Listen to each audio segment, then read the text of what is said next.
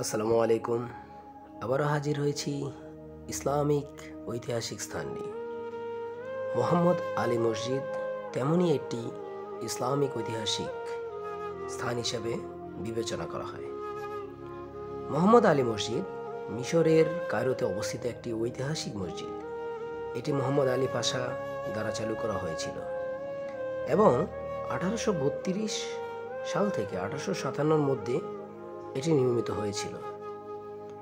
মোহাম্মদ আলী পাশার নামকরণ অনুসারে এই মসজিদটির নাম রাখা হয় মোহাম্মদ আলী মসজিদ। এটি কায়রোর আকাশরেখার সবচেয়ে দৃশ্যমান মসজিদ এবং ল্যান্ডমার্কগুলির মধ্যে একটি।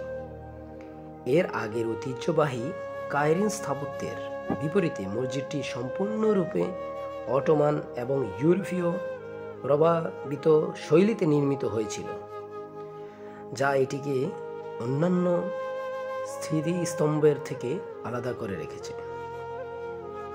প্রধান প্রকৌশলী প্যাসকেল কস্ট মসজিদের প্রথম পরিকল্পনা তৈরি করেন।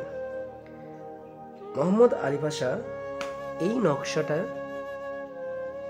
খুবই পছন্দ করেন।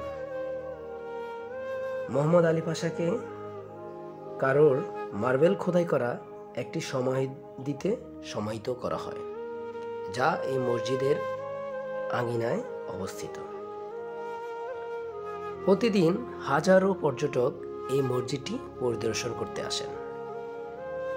এর সৌন্দর্য মন ভরে উপভোগ করেন পর্যটকরা।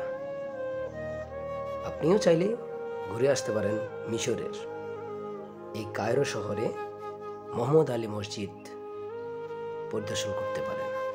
আশা করি ভালো লাগবে।